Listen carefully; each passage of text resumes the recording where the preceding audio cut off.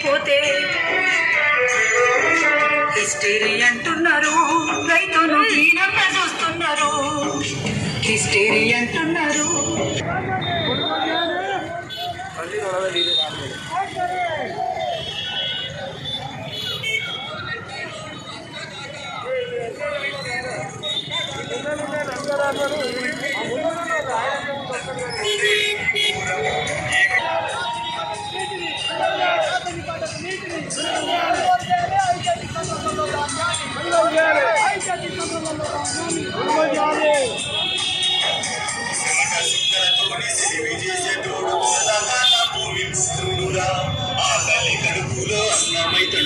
జీవనంలో ముఖ్య పాత్రుడురా.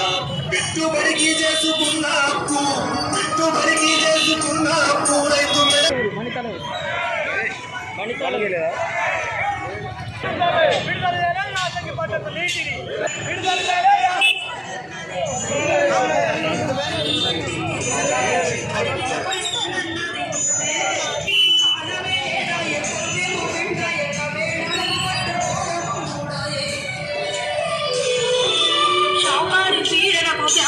బాధలకు బతకలేక నా పౌరు చచ్చిపోతే హిస్టరీ అంటున్నారు.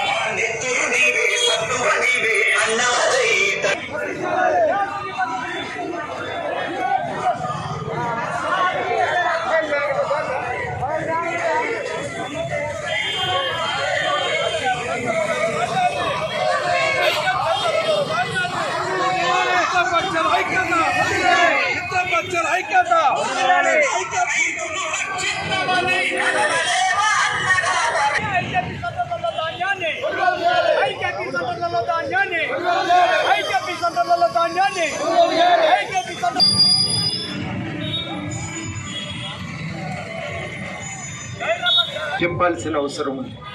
ఏమడుగుతున్నాం మనం అంటే, ఇప్పుడు కళ్ళాల్లో ఉన్న ధాన్యాన్ని వెంటనే కొనండి, కొనుగోలు కేంద్రాల్లో ఉన్న ధాన్యాన్ని వెంటనే కొనండి అని ప్రభుత్వాన్ని డిమాండ్ చేస్తుంది.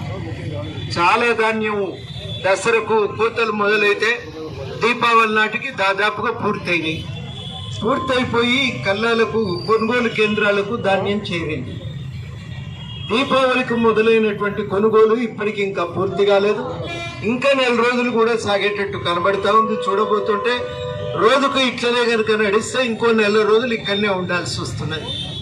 ఎక్కడ పోయినా రైతులు ఏమంటున్నారు, పంట పండించుడు ఒక ఎత్తు అయితే అమ్ముడు ఇంకా దానికంతా ఎక్కువ పని అయిపోయింది. ఇవాళ మాకు మేము ఎవరి కోసం పండించినట్టు మాకు అర్థమైతే లేదు.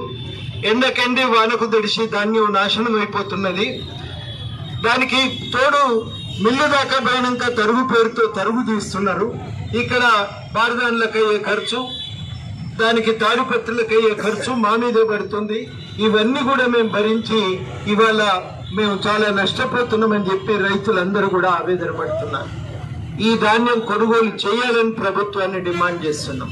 వాస్తవానికి మనం కొనుగోలు కేంద్రానికి పోగానే తేమ ఉంటే తేమ వచ్చేదాకా ఎండబెట్టమని చెప్పి వెంటనే దాన్ని తూకం వేసి సంచుల్లో నింపి సంచుల్లో నెట్టుకొట్టి పెడితే ఇయ్యాలటి మాదిరిగా తడిసే పరిస్థితి లేదు. ధాన్యం కూడా పాడుగాదు. వాళ్ళ వీలుని బట్టి వాళ్ళ ధాన్యాన్ని రైస్ మిల్లుకు సప్లై చేసుకోవచ్చు. అట్లా చేస్తే మనం వెంటనే ఆ కొనుగోలు కేంద్రంలో పని ముగించుకొని మన వేసంగి పనులు మనం చేసుకోవచ్చు. ఒకవైపు దోపిడీ ఆపాలి, రెండోది వేగంగా కొనుగోలు చేయాలి. ఇది మనం అడుగుతూనే ఉన్నాం కానీ కొనుగోలు మాత్రం నత్తనడకన సాగుతున్నది. ఈలోగా ఇంకొక సమస్య వచ్చిందంటే వేసంగి వేయొద్దు అంటున్నారు. మరి కాలువ కిందనైతే వేసంగిలో వడ్లు తప్ప ఇంకో పంట పండదు. ఇంకో ప్రయత్నం చేద్దామంటే కూడా దాంతోనే ఉన్న మిగులు ఉంటుందనే నమ్మకం లేదు. మినుములు వేయమంటున్నారు, పెసలు వేయమంటున్నారు, ఎవరు కొంటారు అనే ప్రశ్న, విత్తనాలు ఎడికెళ్ళి రావాలనే ప్రశ్న. ఇప్పటికీ గవర్నమెంట్ ఒక్క ప్రశ్న కూడా సమాధానం చెప్పలేదు. ఇది మనకు వస్తున్న సమస్య. మనమేమంటున్నామంటే వెంటనే కొనాలి. సమస్య అంతా గోదండరామ్ గారు చెప్పారు. కానీ ఈ సమస్య మూలం ఎవరు, కారణం ఎవరు అని పరిశీలిస్తే మోడీ ప్రభుత్వం రైతాంగానికి ద్రోహం చేస్తోంది. మరోపక్క కేసీఆర్ మాటల యుద్ధం చేస్తూ నాటకాలు ఆడుతూ రైతుల పట్ల అవకాశవాదం ప్రదర్శిస్తున్నాడు. ఎందుకు కేంద్రాన్ని బాధ్యత అంటున్నాం మనం? గతంలో కేసీఆర్ నేనే కొంటున్నా అని చెప్పి ఎంత పోజు పెట్టినా వాస్తవం ఏంటంటే కేంద్రం నుంచి నిధులు శాంక్షన్ అయితేనే, కేంద్రం కొనడానికి పర్మిషన్ ఇస్తేనే వరి ధాన్యం కొనుగోలు జరిగింది. ఏదైనా ఒక గింజ ప్రతి గింజ కొంటానని చెప్పిన ఈయన డైలాగులన్నీ కేంద్ర ప్రభుత్వం నుంచి వచ్చే నిధుల ద్వారానే కొనుగోలు జరిగినాయి. ఇప్పుడు కేంద్రం తాళం బిగేసింది. ఎందుకు బిగేసింది? ఏం చెప్తోంది కేంద్ర ప్రభుత్వం? ధాన్యం అంతా లేక బియ్యం అంతా చాలా పెద్ద ఎత్తున కోట్ల కొద్ది టన్నులు గోడౌన్లో నిల్వ ఉన్నాయి. ఇట్లా నిల్వ పెట్టుకుంటూ పోవడం మా వల్ల సాధ్యం కాదు, మా దగ్గర డబ్బు లేదు, కాబట్టి ఇంకా ధాన్యం కొనే సమస్య లేదు, కాబట్టి రాష్ట్రాల్లో మేము పెట్టుబడి పెట్టలేము, ధాన్యం కొనలేము అనేది వాళ్ళు చెప్తున్నారు. కానీ వాస్తవం కాదు. చాలా కాలంగా ధాన్యాలు నిల్వలు ఉన్నాయి, బియ్యం నిల్వ ఉంది గోడౌన్లో. మనం గతంలో కూడా డిమాండ్ చేసాం, కరోనా పీడితులకు 10 కేజీల చొప్పున వరుసగా నెల ఇవ్వాల్సిందే. ఆ రకంగా కోట్ల కొద్ది టన్నుల ధాన్యాన్ని బియ్యాన్ని నిల్వ పెట్టుకోవాల్సిన అవసరం లేదని చెప్తూ వచ్చాం. ధాన్యం నిల్వలు పెరిగిపోతున్నాయి అంటే దేశంలో ప్రజలందరూ 3 పూట్ల కడుపు నిండా తిన్నా సరే మిగిలిపోతున్నాయి మన దేశంలో.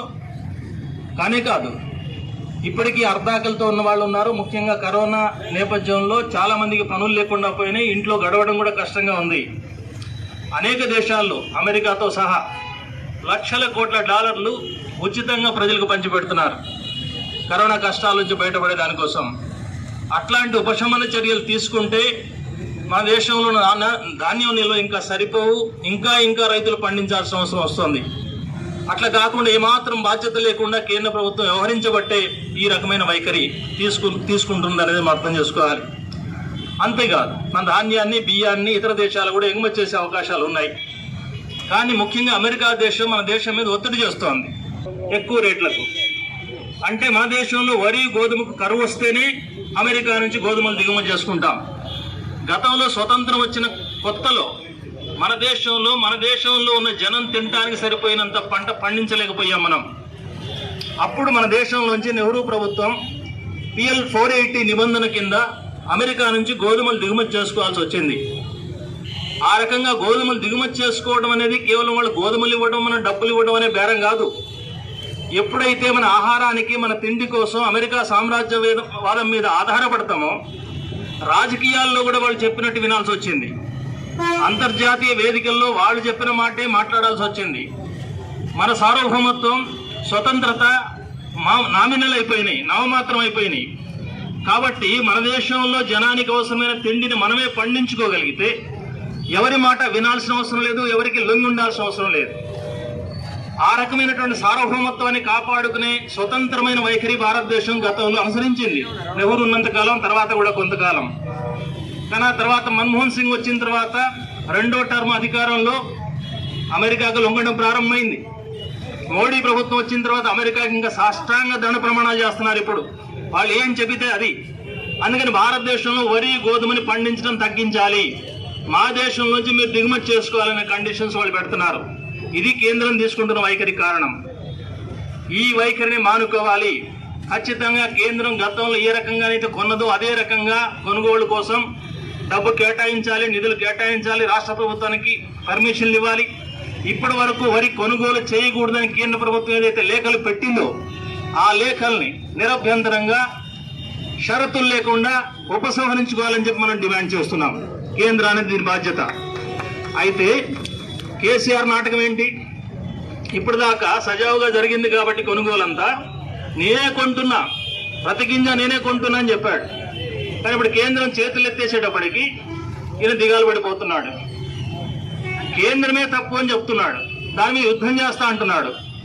ఇందులో నిజాయితీ ఉందా? ఎంత మాత్రం నిజాయితీ లేదు. సెప్టెంబర్లో ఎప్పుడో కేంద్ర ప్రభుత్వం లేఖ రాస్తే నిజంగా రైతుల మీద ప్రేమ ఉన్న కేసీఆర్ అయితే, ఈ రాష్ట్రంలో వ్యవసాయం మీద భక్తి ఉన్నటువంటి ముఖ్యమంత్రి అయితే వెంటనే ఆ లేఖ బయట పెట్టేవాడు, కేంద్రాన్ని విమర్శించేవాడు. బీజేపీ ప్రభుత్వం ఈ తప్పుడు వైఖరి తీసుకుంది, ఈ లేఖ పంపించింది, దీన్ని ఖండిస్తున్నాం, దీన్ని వ్యతిరేకిస్తున్నాం, ఉపసంహరించుకోవాలి ఈ లేఖనని చెప్పేవాడు. చెప్పలా. ఈయన కూడా సంతోషమే. బీజేపీ ఏం చెబితే అది అమలు చేయటం ఈయనకు అలవాటైంది. భయపడుతున్నాడు బీజేపీ అంటే. ఎప్పుడు బయట పెట్టాడు? హుజురాబాద్ ఎన్నికలు అయిన తర్వాత, అక్కడ ఓడిపోయిన తర్వాత, బీజేపీ హుషారైన తర్వాత బీజేపీ అధ్యక్షుడు ఒక సవాల్ విసిరాడు. వరి కొనుగోలు చేయనంటున్నావు, చేయకపోతే కుదరదు, మా కేంద్ర ప్రభుత్వం కొంటుంది, నువ్వెందుకు కొనవు అని సవాల్ వేశాడు. దానికి ప్రతిస్పందనగా మాట్లాడాల్సి వచ్చింది అప్పుడు కేసీఆర్ గారు. బీజేపీ రాష్ట్ర బీజేపీ చేస్తున్న ప్రచారం తప్పు, కేంద్రమే దీన్ని ఆపమన్నది అని చెప్పడానికి పోయింది, లేదా కేంద్రమే యుద్ధం చేసి దాన్ని ఒప్పించి రైతుల పంటను కొనుగోలు చేసేట్టుగా సాధించడానికి నువ్వు ఢిల్లీ పోయింది? ఈ ప్రశ్నకు కేసీఆర్ సమాధానం చెప్పాలి. ఆయన సాధించడానికి పోలేదు. బీజేపీకి ఇప్పటికీ లొంగుబాటుగా ఉన్నాడు. ఇంకో మాట చెప్పాడు, మీరు పేపర్లో చూసి ఉంటారు. అవసరమైతే ఢిల్లీలో ధర్నా చేస్తామన్నాడు. అన్నాడా లేదా? అవసరమైతే అంటే ఎప్పుడండి ఇంకా అవసరమయ్యేది? రైతులు చచ్చినాకనా? నార్మల్ ఎండిపోయినాకనా? కాలువలు ఇప్పుడు విడుదల చేయలేదు, షెడ్యూల్ ప్రకటించలేదు, నీళ్లు రావని చెప్తున్నాడు. ఇంకా ఢిల్లీలో అవసరమైతే యుద్ధం చేసేది ఎప్పుడు? అందుకే మనం అడుగుతున్నాం, కేసీఆర్ నిజంగా నీకు ధైర్యం ఉంటే, రైతుల పట్ల భక్తి ఉంటే, ఈ తెలంగాణ వ్యవసాయాన్ని రక్షించాలనే చిత్తశుద్ధి ఉంటే ఢిల్లీ పోదా, డేట్ పెట్టు, మేము కూడా వస్తాం, ఢిల్లీ సంగతి తెలుసుకుందాం, అక్కడే ధర్నా చేద్దాం, మోడీ గారిని సూటిగా అడుగుదాం, బీజేపీ ప్రభుత్వాన్ని సూటిగా అడుగుదాం, ఎందుకు కొనరు రైతుల ధాన్యాన్ని అని అడుగుదాం. ఎందుకు రావును? అఖిలపక్ష సమావేశం ఎందుకు పిలువు? అఖిలపక్ష సమావేశం తెలంగాణ రాష్ట్రంలో అన్ని పార్టీలు, Congress, TDP, CPM, CPI, Kodandaram గారు, జేఏసీ, ఇట్లాంటి అన్ని పార్టీలు పిలవండి, పిలిచి మా సలహాలు తీసుకోండి, సంప్రదింపులు చేయండి, అందరం కలిసి యుద్ధం చేద్దాం, రాజకీయాలు తేడా లేకుండా మాట్లాడదాం. ఓటు వచ్చినప్పుడు ఓటు వేసుకోవచ్చు. రైతన్నలు దేశానికి అందరికి అన్నం పెట్టేవాళ్ళు అన్నం లేకుండా వచ్చే రోజు వచ్చినప్పుడు ఇప్పుడు కూడా మీరు రాజకీయాలు మాట్లాడితే ఎట్లా? బీజేపీ మీద ఆయన యుద్ధం, ఆయన మీద బీజేపీ యుద్ధం. ఈ యుద్ధం ఎవరికండి? అందుకే మనం అడుగుతున్నాం, ఇప్పటికైనా కేసీఆర్ గారు ఆలోచించాలి. కేంద్ర ప్రభుత్వమే తీవ్రమైన ఒత్తిడి రావాలంటే మనం ఢిల్లీ పోవాలి, అఖిలపక్ష ధర్నా చేయాలి. అదే రకంగా ఇంకొక పని కూడా చేయొచ్చు కేసీఆర్ గారు, చిత్తశుద్ధి ఉంటే మన మీద ప్రేమ ఉంటే. గతంలో ఏం చెప్పాడు? ఈ కొనుగోలు అమ్మకంలో రాష్ట్ర ప్రభుత్వానికి 7,000 కోట్ల రూపాయల నష్టం వచ్చిందని చెప్పాడు. ప్రతి సంవత్సరం 7,000 కోట్ల నష్టం వస్తుంది అన్నాడు. నిజంగా ప్రత్యామ్నాయ పంటలు వేసుకోవాలనేటువంటి ఆలోచన, అటువంటి ప్రణాళిక మీ దగ్గర ఉంటే 2-3 సంవత్సరాల ముందు నుంచే మొదలు పెట్టాలి. 2-3 సంవత్సరాల నుంచే మీరు దీని గురించి రాబోయే 2-3 సంవత్సరాల్లో మీరు ప్రత్యామ్నాయ పంటలు వేసుకోకపోతే నష్టం జరుగుద్ది, వరి పంట ఎక్కువ అవుతున్నది, తర్వాత ఈ పంటలు వేసుకోండి, వీటికి మద్దతు ధర ఇస్తాము, ఈ విత్తనాలు సప్లై చేస్తాము, తర్వాత మీకు ఈ సబ్సిడీలు ఇస్తామని చెప్పేసి కేంద్ర రాష్ట్ర ప్రభుత్వాలు రైతాంగానికి చెప్పాలి. వ్యవసాయ అధికారులని వాళ్ళతోటి చెప్పించాలి, రైతుల్లో అవగాహన కల్పించాలి. తర్వాత బాయిల్డ్ రైస్ ఇండస్ట్రీ ఉంది, వాళ్ళకు కూడా మీరు వేరే యంత్రాలు మార్చుకోండి అని చెప్పాలి. ఇవన్నీ ఏమీ చెప్పకుండా అకస్మాత్తుగా మీరు యాసంగి వరి వేయొద్దు, వరి వేస్తే మీకు ఒరే నేను కొనమని చెప్పానంటే మీకు ఏమన్నా కొద్దిగా జ్ఞానం ఉందా? కేంద్రంలో రాష్ట్రంలో అధికారం నుండి పరిపాలిస్తున్నటువంటి పాలకులు దూరదృష్టితో ఆలోచించవలసినటువంటి అవసరం లేదని చెప్పేసి ఇవాళ రైతులు ప్రశ్నిస్తా ఉన్నారు. ఇవాళ మిర్యాలగూడ ప్రాంతం ఆసియా ఖండంలోనే నెంబర్ 1 ఫార్ బాయిల్డ్ ఇండస్ట్రీ అనేటువంటిది ఆసియా ఖండంలోనే ఎక్కువ మిల్లు ఉన్నటువంటి ప్రాంతం ఇది. ఇవాళ బాయిల్డ్ రైస్ మేము కొనమని చెప్పానంటే ఈ బాయిల్డ్ మిల్లులన్నీ కూడా బాయిల్డ్ రైస్ ఉన్నటువంటి మిల్లులన్నీ ఏం కావాలి? వీటిల్లో పనిచేస్తున్నటువంటి వేలాది మంది కార్మికుల పరిస్థితి ఏంది? తర్వాత ఇవాళ దొడ్డు ధాన్యం పండించేటువంటి రైతుల పరిస్థితి ఏంది? అట్లాగనే యాసంగి పంట వేయకపోతే ఇవాళ ధాన్యం కొరత ఏర్పడి 50 రూపాయలు బియ్యం ధర కిలో 50 రూపాయలు అమ్మటానికి కూడా అవకాశం ఉంటుంది. ప్రజలకు నష్టం, రైతులకు నష్టం, కార్మికులకు నష్టం, సమాజానికే నష్టం. ఈ మాత్రం కూడా మీకు సోయి లేకుండా మాట్లాడుతున్నారని చెప్పేసి సామాన్యమైనటువంటి రైతులు ఇవాళ అడిగేటువంటి పరిస్థితి వస్తూ ఉంది. ఇవాళ ఉదయం నుంచి మేము అనేక ఐకేపీ కేంద్రాలు విజిట్ చేసి పరిశీలించి వస్తా ఉన్నాం. కోదండరామ్ గారు, తమ్మినేని గారు మేము చూస్తూ వస్తున్నాం. ఏ ఐకేపీ కేంద్రం దగ్గరికి పోయినా 50,000 క్వింటాలు, 1,00,000 క్వింటాలకు తక్కువ ఏ ఐకేపీ కేంద్రంలో కూడా ఇలా ధాన్యం రాసులు కనిపించడం లేదు. అయ్యా మేము 30-40 రోజుల నుండి ధాన్యం తీసుకొచ్చి ఇక్కడ రాసులు పోసుకొని ఉన్నాం. తేమ శాతం 20-22% ఉన్నా కూడా తీసుకోవాలి. ఏ ఒక్క రైతు కూడా నష్టపోవద్దు. రైతులు ఇప్పటికే పెట్టుబడులు పెట్టి నష్టపోయి వాళ్ళు ఏడుస్తూ ఉన్నారు. అనేక మంది రైతులు కళ్ళాల్లోనే తర్వాత రాసుల దగ్గర చనిపోయినటువంటి పరిస్థితి కూడా మనం చూస్తున్నాము. రైతన్నలను ఏడిపించకండి, వాళ్ళని ఇంకా బాధ పెట్టడం అనేది సరైనటువంటిది కాదు. ఇవాళ యుద్ధం చేస్తున్నాం, కేంద్రం మీద యుద్ధం చేయడానికి వెళ్తున్నాని చెప్పేసేమో కేసీఆర్ గారు అంటారు. రాష్ట్రం మీద యుద్ధం చేస్తున్నాని చెప్పేమో బీజేపీ నాయకులు మరి సంజయ్ గాని లేకపోతే కిషన్ రెడ్డి గారు అంటారు. నిజంగా వీళ్ళిద్దరూ నాటకాలు ఆడుతూ రైతుల జీవితాలతోటి చెలగాటమాడుతూ రెండు ప్రభుత్వాలు కూడా రైతుల మీద యుద్ధం చేస్తున్నాయి. రైతుల కొట్టగొడతా ఉన్నారు, రైతులకు అన్యాయం చేసేటువంటి విధానాలు అవలంబిస్తున్నారు తప్ప మరొకటి కాదని చెప్పేసి ఇవాళ రైతాంగం అంతా కూడా అర్థం చేసుకునేటువంటి పరిస్థితి ఉంది. కాబట్టి ఏంటంటే వీళ్ళ యొక్క నాటకాలు, వీళ్ళు ఒకరి మీద ఒకరు నా బాధ్యత కాదని, మరి కేంద్రం మీద కేంద్రం బాధ్యత కానీ రాష్ట్రం మీద ఈ రకమైనటువంటి నాటకాలు మీరు ఆపండి. మీరు రైతులను ఆదుకోవడానికి ప్రయత్నం చేయకపోతే యాసంగి ఉరేస్తే రైతులకు ఉరే అని చెప్పి అంటారు.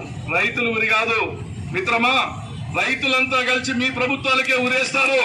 మీ సంగతి ఏందో తెలుసుకుంటారు తప్ప ఇంకోటి కాదని చెప్పేసి అర్థం చేసుకోవాల్సినటువంటి అవసరం ఉంది.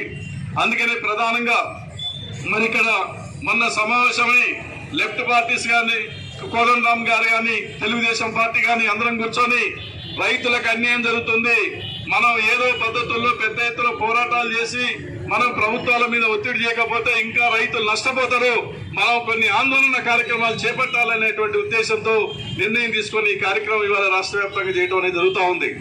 ఒకటే అడుగుతా ఉన్నాం, ఐకేపీ కేంద్రాల్లో ఉన్న ధాన్యం వెంటనే కొనాలి, మద్దతు ధరకి తేమ శాతం 20-22% ఉన్నా కొనాలి. రెండో డిమాండ్ ఏంటంటే యాసంగికి ఖచ్చితంగా వరి వేసుకోవటానికి అనుకూలమైనటువంటి వాతావరణం, తర్వాత ఏంటంటే ప్రాజెక్టులో నీళ్లున్నాయి, గ్రౌండ్ వాటర్ ఉంది, కరెంట్ ఉంది, అన్ని ఉన్నాయి. రాష్ట్రం కానీ దేశంలో ఉన్న రైతులు నడిస్తే ఏ దేశము ఏ ప్రభుత్వం కూడా ముందు పోదని చెప్పేసి మనందరికీ తెలిసిన విషయమే. మరి ఒక పక్క కేసీఆర్ గారు ఉచిత కరెంట్ అని చెప్పాడు, ఎందుకు ఉచిత కరెంట్ ఇస్తున్నాడు? ఇంకో పక్క కాళేశ్వరం ప్రాజెక్టులో 1000 కోట్లు 1,00,000 కోట్లు ఖర్చు పెట్టాడు. 1 కోటి ఎకరాలు మాగాని సీమ పండిస్తామని చెప్పిన కేసీఆర్ గారు వరి వేస్తే ఉరి అన్నాడు. మరి వరి వేస్తే ఉరి అన్న కేసీఆర్ గారు మరి ఈ కాలువలు ఎందుకు, కాళేశ్వరం ప్రాజెక్ట్ ఎందుకు, ఉచిత కరెంట్ ఎందుకు, నీ ప్రభుత్వం ఎందుకు, నువ్వు మాకెందుకు? సోదరులారా, ఏదైతే చెప్తా ఉన్నారో కేసీఆర్ గారు అది బూటకపు మాటలు.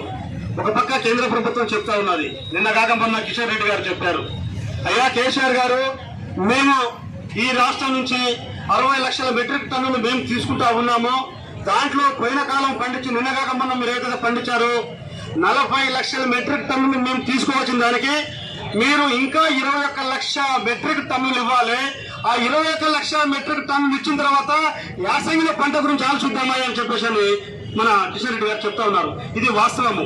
అయినా వారు చెప్పేది వీరు చెప్పేది, వీరి మీద వారు వారి మీద వీరు చెప్పేది రైతులను మోసం చేయడం కాదు, ఈ రాష్ట్ర ప్రజల్ని మోసం చేస్తున్నారు. కాబట్టి వారి ఉభయ పార్టీలకి బుద్ధి చెప్పాల్సిన పరిస్థితి ఆసన్నమైంది. కాబట్టి మనందరం కూడా కంకణబద్ధమయ్యి మరి